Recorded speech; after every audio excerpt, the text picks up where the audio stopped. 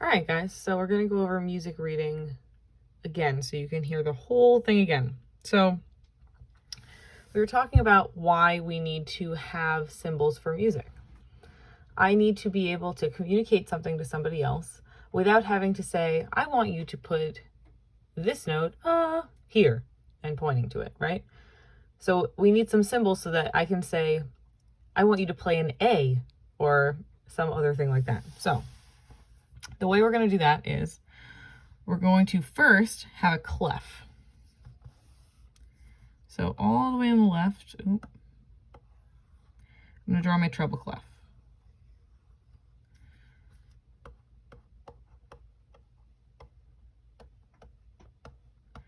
And treble clef's nickname is G. And we call treble clef G clef because its whole job in the whole world is to tell you where G is on the staff. So we see our swirl here. Swirls are on the second line. That line is where we have G.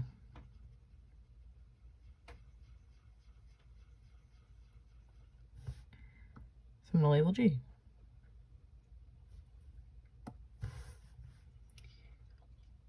We have another type of clef. Looks like this. This one is called bass clef. B-A-S-S. I know it looks like bass, but it's pronounced bass. And bass clef's nickname is F clef, because bass clef tells us where F is on the staff. So right in between these two dots is F. We're going to label F.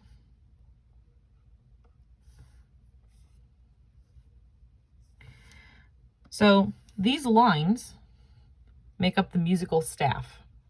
And the reason that we have these lines here is so that I can spatially put the notes where they would go if I were to play or sing them. So something that's down here is lower in pitch than something that's up here. So this might sound like this one sounds like higher. Okay, so we're gonna cheat and we're gonna write our A, B, C, D, E, F, G on the side over here because we're gonna figure out where all our notes go. A, B, C, D, E, F, G. And that's the end of all of our notes. After G, we go back down to A. So we're gonna go line, space, line, space, line, space, and figure out where all these notes are. So we're gonna go up from G, which means we're gonna go forward in the alphabet. So the next space over G would be right here. And after G comes A. Then we're going to the next line. The next line is B. I hope we see the pattern. Space, C, line, D, space, E, still going, line, F, space, G, and now I ran out of space at the top, but that's okay.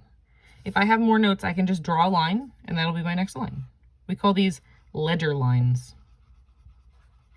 So my next one would be A. And it keeps going up and up and up and up and up. So our B would look like this on top of it. Our C would look like another line, and you can do that into infinity. Okay. So let's do that with bass clef going up. So we're still going forward in the alphabet because we're going up. So we have our F. We already know where that is because bass clef told us so. Next note on the space is going to be G because that comes after F. Then line is A.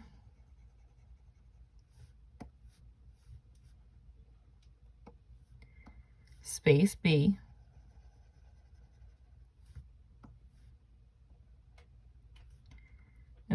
to draw a line for C.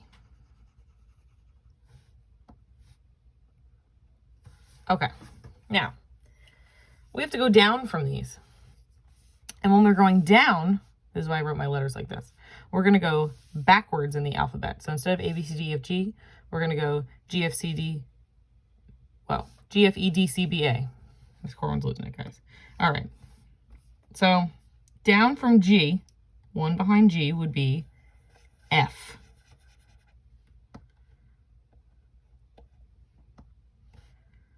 One behind F on this line is going to be E. Then on this space is going to be D.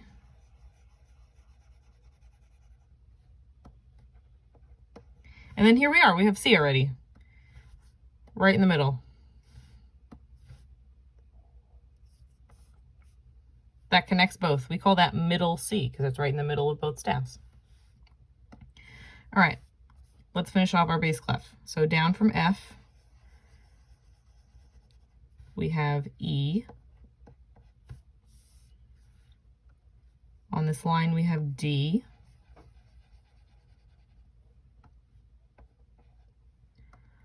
On this space, we have C. On this line, we have B.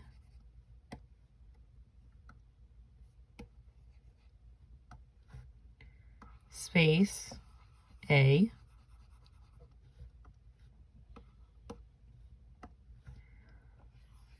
Line, G. Starts over again at the top. Okay, now we have a space F. And just like before on the top of the treble clef, you can keep going and writing more ledger lines. So this one would be E. This would be D. This would be C.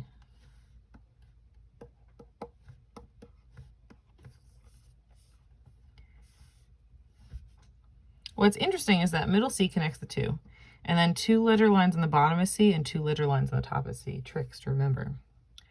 Okay, now we know every single note on the treble and bass clef staff.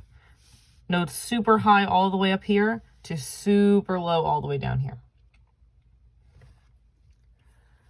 So now I know when I'm communicating with somebody that I can say, instead of saying, I want you to sing ah at this spot, I can say, hey, I want you to sing an E at this spot. Now the next layer of that is I want to tell them how long they should play or sing an E. So we have different kinds of notes so that we know what duration or length of time to play each thing. So the first one looks like this. I feel like we can do better than that. First one looks like this. It's just a circle with an outline. We're going to make a chart.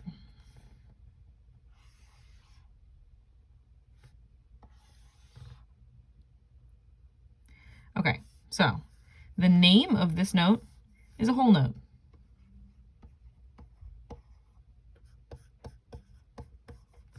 So here for our chart, we'll make name,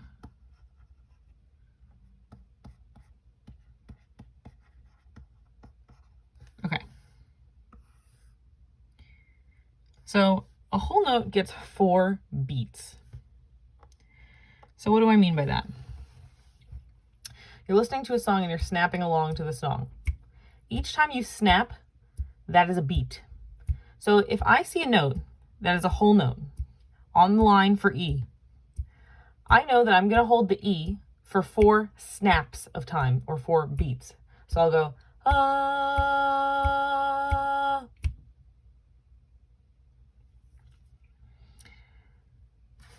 Our next smallest one is going to be the same, but then we add a stem. And this one's called a half note.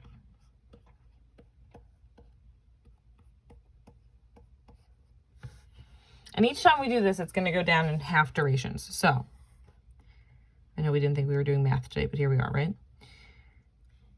Half note is half of a whole note. So instead of 4 beats, it has 2 beats because we can fit 2 of them inside of a whole note. So we're back to our snapping. I would sing my E, 2 snaps worth of time. Okay, next one. We have whole, 4 beats, half, 2 beats. The next one is going to be a quarter note. So this time, our circle is colored in. We still have our stem.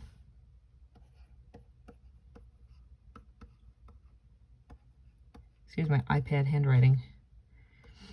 And our quarter notes are 1 beat. So for each snap, you would have 1 note.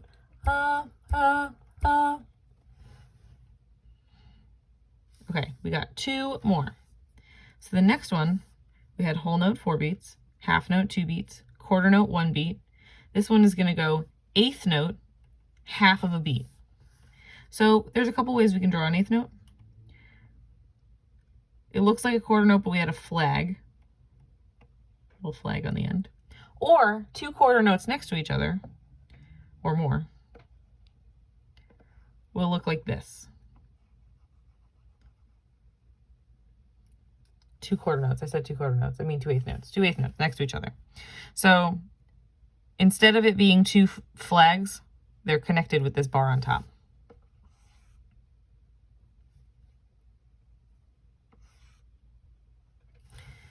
So these are our eighth notes.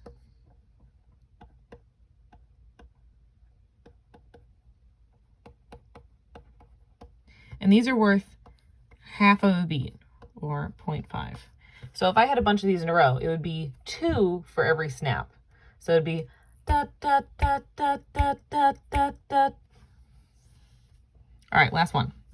So we have whole note, 4 beats, half note, 2 beats, quarter note, 1 beat, eighth note, half of a beat, and now we have 16th note, quarter of a beat.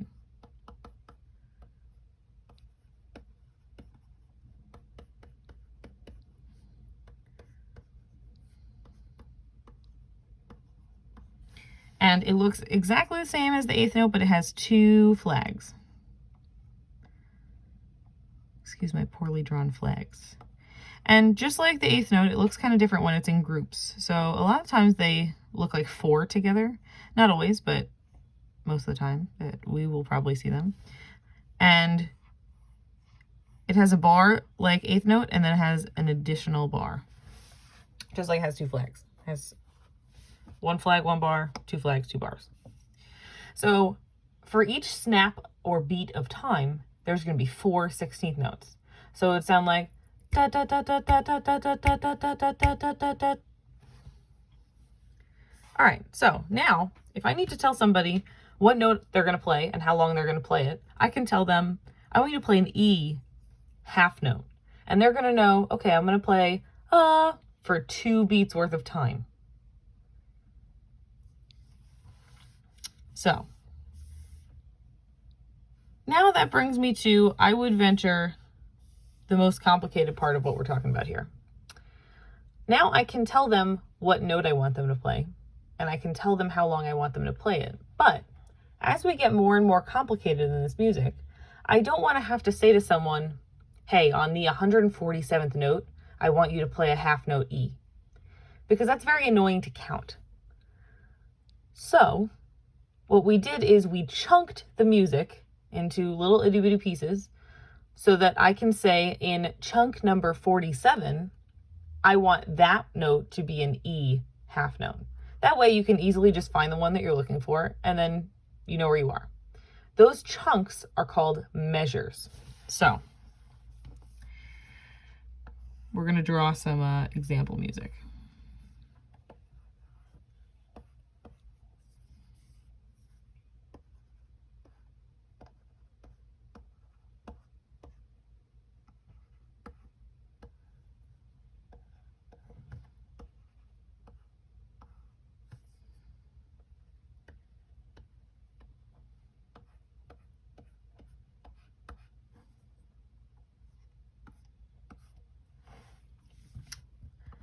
Okay, here's our example music.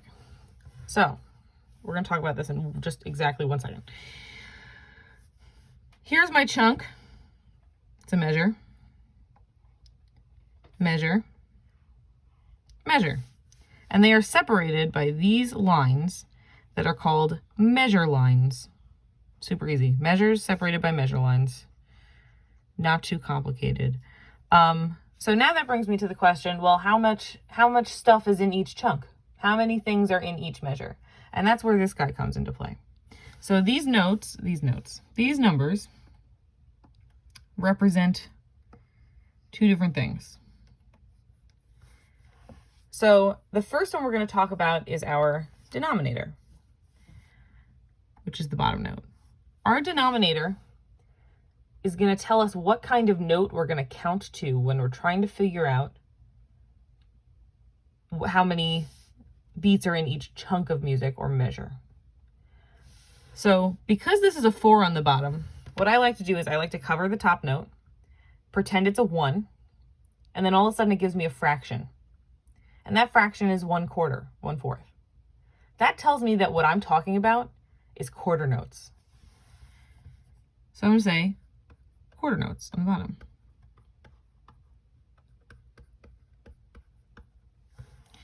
This number tells me how many of this kind of thing there are in each measure.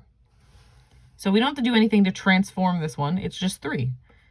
So this means that there is 3 quarter notes worth of time in each measure. So let's check that. We have 1. Now, a quarter note is 1 beat, let's remember. Now, it does not have to be 3 quarter notes. It just has to be 3 quarter notes worth of time. So being that a quarter note is 1 beat, I know that there's going to be 3 beats in each measure. So we have 1, and then we have 2 eighth notes. Those are each a half, so that's another 1. I'm going to do a little divot there, and another 1. So that's 3 quarter notes worth of time. It's not 3 quarter notes, but it's 3 quarter notes worth of time. We have a half note, that's 2 beats. So we have 2, and then a quarter note, 1. That gives us 3 quarter notes worth of time. Now we have 4 16th notes. These are each a quarter of a beat. So all together, this is going to be 1 beat. And then this half note is 2 beats. So that gives us 3 quarter notes worth of time. Everything checks out. So this is measure 1, measure 2, and measure 3. So now I can say to somebody that I'm playing music with, hey, in measure 3, on the half note, you need to be playing a G. And they're going to know what I'm talking about.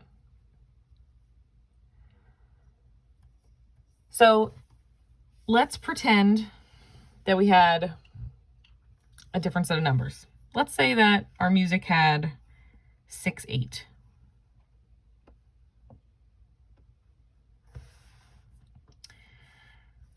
So we're going to cover the top number, pretend it's 1, and it's going to give us a fraction. That's going to be 1/8, which tells me that I'm talking about eighth notes. My top number is how many eighth notes we're going to have. So in this piece of music, all of my measures are going to contain 6 eighth notes worth of time. So 1, 2, 3, 4, 5, 6. Measure line. And then on and however much you want. This top number can be anything. You can have any number, but this bottom number can't be anything. The bottom number is going to correspond with the notes that we talked about earlier, right? So if we're going to pretend that we have fractions for all of these, for the bottom, let's add that to our chart. So this is our number of beats. The number of beats has nothing to do with what's on the bottom of that time signature. It has everything to do with the name of the note and what fraction it represents. So if we're talking about, we already did quarter notes. It's going to have a 4 on the bottom of the time signature. because that's going to represent quarter notes. If we're talking about eighth notes, it's going to have an 8 on the bottom because we're talking about eighth notes. If it's going to be a 16th note, it'll have a 16th on the bottom. Half notes would be a 2. That's the only one that matches up. And whole notes would be 1 for one whole. So if I had, let's say, 48 over 1 as my time signature, that means I'm going to pretend that the 48 is a 1. That gives me the fraction of 1 whole. We're talking about whole notes. We have 48 whole notes in each measure. That would be a crazy amount of time to have to count. You'll never see that. But just so we know, this top number can be anything you want. You can put 7, you can put 5, any of them. This bottom number is only going to be 1, 2, 4, 8, or 16 to represent whole, half, quarter, eighth, and 16th. All right, you are now a professional music reader. Congratulations. Hopefully this is going to help you with homework. If you still need help with homework, let me know and I will be happy to help you. All right, bye guys.